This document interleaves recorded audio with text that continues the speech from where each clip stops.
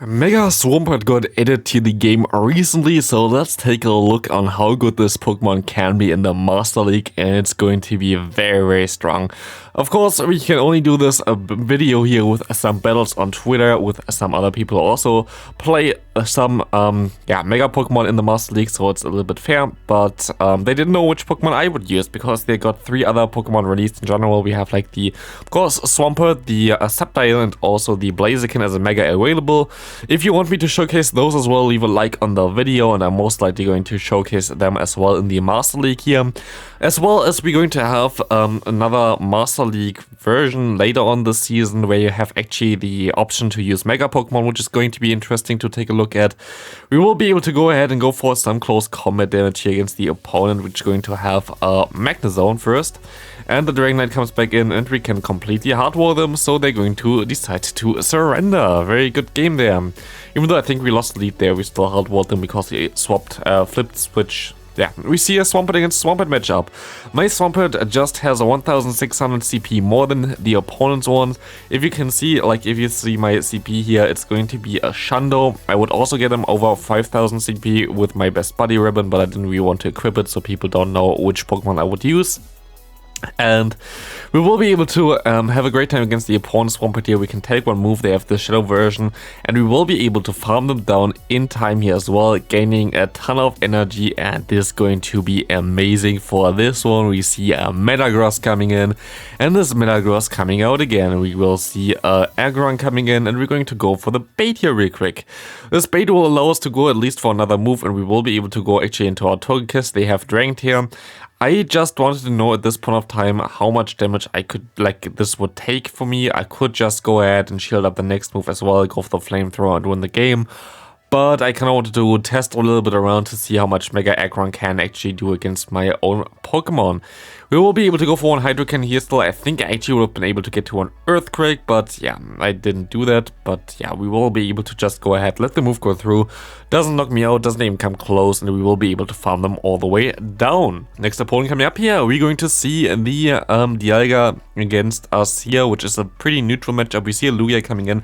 I should have swapped out earlier, but I forgot to swap out here. I will be able to go for some wild charge damage later on now though. I want them to throw first because then I don't have to shield. It's going to be an Arrow Blast. Fine for me. I can go ahead and go for one wild charge now. This wild charge does around half of its health and I will be able to get to another one in time. But I actually kind of misplay here and overfarmed a little bit too much, which doesn't really matter too much because I will be able to get either 1 or 2 shields from my opponent now. It's going to be actually both of the shields here. They're going to shield up the next move as well, which is fine for me because I stored one charge move on my Swampert here, which will do enough damage now to knock out the opponent's Lugia and will be able to, for me to realign my Pokemon. It's going to be the Kyogre against us, which is fine for us. We're going to swap out. I kind of just want to sweep endgame, just going straight Earthquake with my with my Swampert here. We will be able to actually take one Thunder, which is interesting, and we can go ahead and go for an Earthquake against the opponent's Dialga. Is this enough to one-shot them? Of course it is enough to one-shot them. Kyogre coming in here. Is this enough to KO them as well here? It will easily be enough to KO the Kyogre as well. And Mega Swampert is just sweeping through the opponents here. Next opponent, we will see Mega Swampert against Excadrill. Very good lead for me. Excadrill is a very decent one for me as we see Giratina coming in here. This will be a little bit tricky, but I'm just going to go ahead and get myself some kind of health lead there with going for the Earthquake.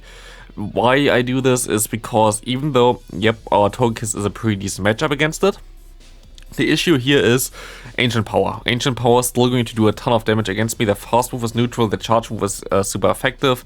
So if we didn't get the damage on prior, I don't know if we would have been able to knock them out here in a neutral matchup. As we see a Beedrill coming in, this is kind of awkward because Beedrill is something that I have to have my Swampert against it, and I cannot use my Zacian in the back. I will be able to go for one charge move though, and they're going to go ahead and go for their own charge move, which is going to be most likely a return. Actually, if you can see here, you don't even see the return particles around the Mega Beedrill, as far as I can see at least. I don't see anything. So I didn't even know that this Pokemon would have return because you don't see it here. Like there is no particles around it. So I was super surprised when I saw the return coming through. Return, of course, only for Pokemon that are purified, and this one definitely didn't look purified at least. We see the next opponent here coming in. We're going to see a Swampert against a Mega Gengar. This is a pretty okayish matchup for us. We have, of course, the super effective Fast Move and Earthquake, but Earthquake is kind of overkill. But they swap into their Snorlax anyway. They have a shiny Snorlax with a cool party hat on there. It's not a party hat, it's a cowboy hat. We will be able to get them pretty low here, and what we can do now is we can catch the move on our Zacian.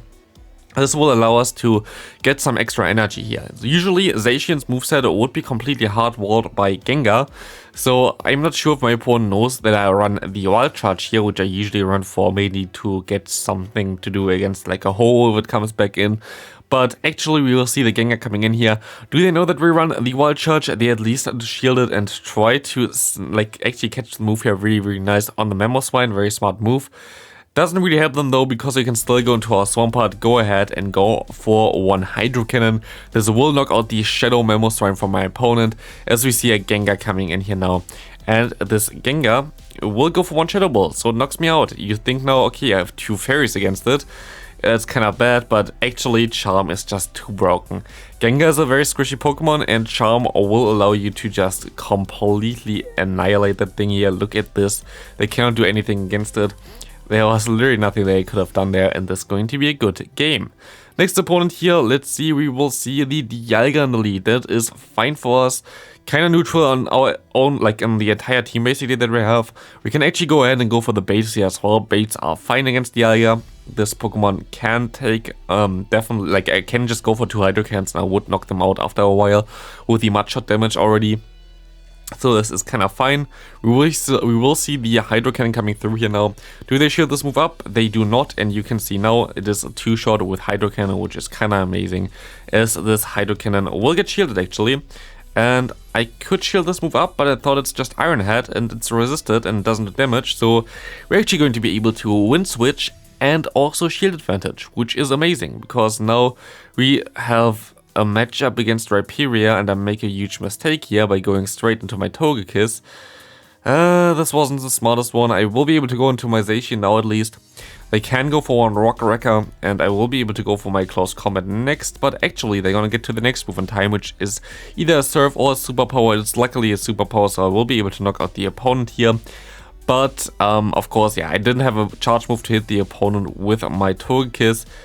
Doesn't really matter, because we're going to have now the Mega Gyarados against us. We can see if we can boost ourselves with the Togekiss. Ancient Power coming through, doing like basically next to no damage, but it will be fine here, as we can shield up the next move from the opponent. Going to be the Crunch actually, trying to fish for the debuff doesn't really help us, because this fish is going down here. Gyarados going for one Aqua Tail, nothing really happens here for them. I will be able to farm them down. This is going to be a good game. Next opponent, let's see what they're going to run here. We're going to see a Mega Swampert against Dialga again. Dialga seems to be a very common lead here, and it's going to be fine for us. They actually even best buddied it for us. Very nice of them. We will be able to go for one bait move here, which is nice because they actually went into Yveltal. And the best thing here about this is as well, I'm actually going to be able to gain some extra energy on my Swampert now from this scenario, because I will be able to just farm up extra and try to catch the move on my Togekiss. Didn't work out, doesn't really matter anyway. And against Dialga, they still have to throw a charge move here anyway to knock me out if they want to go back into that one. But they're actually going to go into their Mega Scissor. This is going to be a little bit of a trickier one. I'm going to go ahead and go for one Ancient Power. Maybe they don't know the counts here, and they do not know the counts. Very good, because we wouldn't have got to the actual move here. We're going to shut up as well, because I don't really know what they're running. They're on X-Scissor against me, okay. I can go ahead and go for one Earthquake here. Earthquake will do some nice damage if they let it go, and they let it go, which is cool. And I can catch the X-Scissor here. There's no way they go for Iron Head. I have actually no idea why they went for the Iron Head here, but it is okay. We can go for one Close Combat, but we're actually sadly seeing Peter here. We're going to have to shield up the move of the opponent, as we can go for one Close Combat. This Close Combat going to destroy the Dialga if they would go unshielded, but sadly they have still a shield available. And now it's looking a little bit tough. I have to overfarm a little bit here, I think, but I am actually not going to do it, because I think I can just survive both X-Scissor as well as the opponent's other move, Iron Head there. But for forgot how low the opponent was already, so it doesn't really matter anyway. And this is going to be a good game. Next opponent, we will see a Zacian in the lead. What we can do here is now we can go for one Hydro Cannon, trying to do some damage against them. Let's see if they're going to shield this move up. They do not. It's going to do around half. And what we can also do here is we can catch a move. Sadly, not the close combat. It's going to be the play rough, and we are still in pretty okay-ish spot.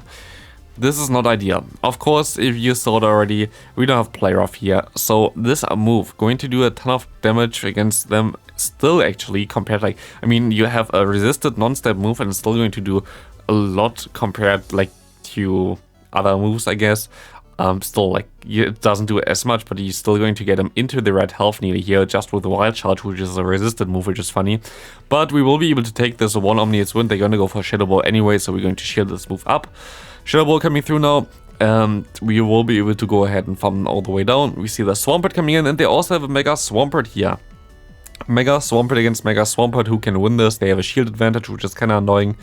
They just had a bit of a better matchup for me so far. We both have a Hundo, but mine is pink, which is definitely the flex bonus here. We will be able to go for one shield against them. They're going to go back into whatever that was, Zacian of them. We can knock them out, and I can go ahead and go for... I think I could have got more energy from their Zacian, but I'm not sure. I'm going to be able to get the final shield of them. I'm actually going to be able to go into my Togekiss now, but the issue here is now my charge moves are all resisted, so even though I can go ahead and go for one Flamethrower here, this will not do enough to even get them close enough. They're gonna go for their own charge move here, and I still need one more fast move to get to my next move, and sadly I won't be able to go there. They have 2 moves stored, and they're going to win here, which is actually, I think, the only loss that I took so far, and it was with the same Mega Pokemon, which kind of shows actually Mega Swampert is most likely one of the best Mega Pokemon that you could currently run if we're gonna get this cup back, like which we're going to get in like 2 months back, because like the bulk of this Pokemon is insane, and also, like, you know already from Swampert from all the other leagues. Actually funny, like Swampert is really amazing in the Great, Ultra, Master and Mega Master League, which is I think the only Pokemon that can really do all of this, which is kind of funny. But yeah, like Swampert still insanely strong here. We will be able to go for a very interesting matchup here at the end with their way too weak against the Fairy there, like way too weak against the Togekiss. I will be able to knock them out there, and we see a Dragonite in the back, so it's going to be a good game anyway. But yeah, anyway, the Swampert is definitely something that you should try to maybe get, as well as for raids. Like for raids, of course, this Pokemon is amazing, but also for Go Battle League, which we're going to have the cup later on, going to be amazing. I hope you enjoyed this video. If you want me to showcase the other 2 Hoenn starter as their Mega forms, please leave a like on the video, subscribe if you haven't already, and I see you in the next one. Bye.